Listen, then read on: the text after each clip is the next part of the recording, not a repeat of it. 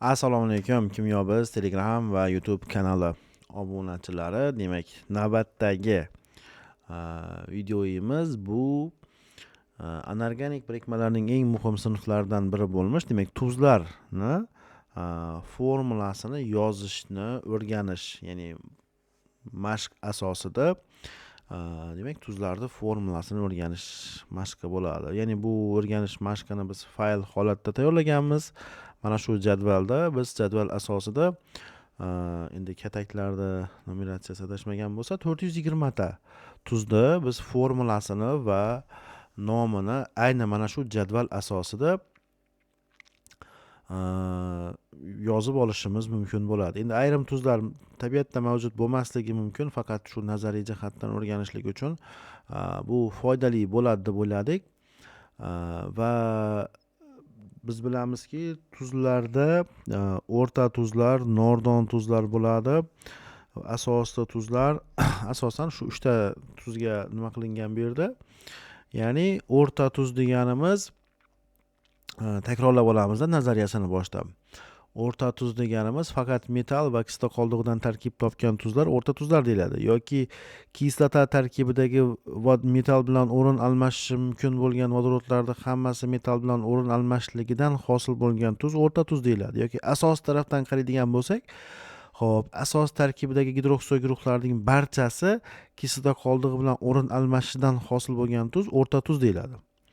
Xo'p, endi nordon tuz bo'lsa, kislota tarkibidagi metall bilan o'rin almashishni oladigan vodorod atomlarining hammasi metall bilan o'rin almashmasdan bir nechta vodorod, metall bilan o'rin almashishni oladigan bir nechta vodorod qolib ketsa, bu nordon tuz bo'ladi. Xo'p. Endi barcha asoslar va barcha kislotalar o'rta tuz hosil qiladi. Endi nordon tuzda bir asosli yoki bir negizli kislotalar nordon tuz hosil qila olmaydi, barcha asoslar nordon tuz hosil qila oladi. Xo'p, asosli tuzlar bo'lsa, asos tarkibidagi kislota qoldig'i bilan o'rin almashishni oladigan gidroksil guruhlarning hammasi kislota qoldig'i bilan o'rin almashmasa, ya'ni bir nechta gidroksil guruh qolib ketsa, bunday hosil bo'lgan tuz, misol uchun, asos tuz deyiladi. Tarkibida bitta gidroksil guruh bo'lgan asoslar, natriy gidroksid, kaliy gidroksid kabi asoslar asos tuz hosil qilmaydi. Barcha kislotalar asos tuz hosil qilishligi mumkin. Shu o'rinda bitta narsani aytib o'tamiz. Bir vaqtda o'zida ham asosli, ham nordon bo'la olmaydi. Ya'ni gidro degan narsa bo'lmaydi. Shuning uchun mana bu jadvalda ham qizil bilan belgilanib turgan kataklar ayni mana bu. Misol uchun mana shu katakni qaraydigan bo'lsak, mana shu belgiladim, mana 26 bilan 58 o'rtasidagi katakni. Gidrosulfat, bu yoqda kalsiy gidrokso. Ya'ni kalsiy gidrosulfat degan narsa bo'lmaydi-da. Shuning uchun bunday tuzlar o'zi mavjud bo'lmaydi, qisqarib boshqa tuz hosil qilib yuboradi. Shuning uchun biz bularni mana bu qizil rang bilan bo'yab nomerlamasdan qo'yganmiz. Shunga ham e'tiborli bo'lasiz. Ya'ni bu yerda tuz mavjud emas, unday tuz bo'lmaydi. Xo'p, endi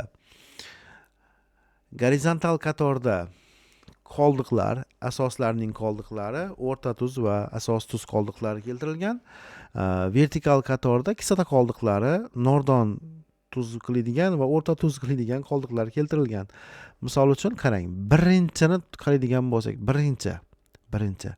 Xo'p, yuqorida natriy turibdi, bu yoqda xlor turibdi. Birlashsa natriy xlorid bo'ladi. Ya'ni natriy ham bir valentli, xlor ham bir valentli. Shunda chiqadi molekulamiz natriy xlorid. Mana natriy xlorid, nomi natriy xlorid, turi o'rta tuz bo'lyapti.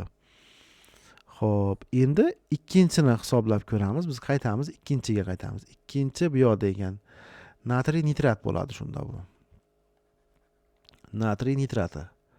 Natriy bir valentli, nitrat qoldiq ham bir valentli bo'lsa, ikkinchi shunda NaNO3 natriy nitrat, juda o'qib oldim. Demak, bu yerda natriy nitrat deb yozamiz. Bu ham o'rta tuz bo'ladi. O'rta tuz. Shu holcha ketadi bu ham. Endi biz 140-ni ko'raylik. 140 da nima yozilgan? 140 ni topamiz birinchi. 140 bu yoqda ekan. 140 temir ikkisi, ha? Xo'p, bu yoqdan sulfati. Sulfat ekan. Shunda ikkisi 2 yoziladi, ikkilar qisqarib ketib, Xo'p, temir 2 sulfatni o'ziga olgan. Shunda 140-chi temir 2 sulfat bo'ladi. Temir 2 sulfat bo'ladi. Bu ham demak o'rta tuz. 141 da ko'radigan bo'lsak, endi temir 2 gidrosulfat bo'lishi kerak. Xo'p, temir 2 valentli bo'lsa, xo'p, gidrosulfat qoldiki, endi 1 valentli bo'ladigan bo'lsa, bu yoqqa 2 yozishimiz kerak. Shunda temir HSO4 2 bu nordon tuz bo'ladi. Shunda bu nomi temir 2 gidrosulfat bo'ladi. Sulfat. Va bu tuzimiz demak nordon tuz bo'ladi. Xo'p, keyin yana necha bor? 389 misol uchun. 389 ni topadigan bo'lsak, qani 389? Bu yoqda ekan mana bu. Demak, stronsiy ekvivalentligi bu yoqda gidrosulfat. Bu ham emas, gidrosulfat bo'lib ketdi. Digidrofosfatini qilaylik shuni. 391 qilib. 391 bormidi? Ha, bor ekan 391. Misol uchun 391 da qilaylik. 391 mana. Stronsiy ekvivalentli.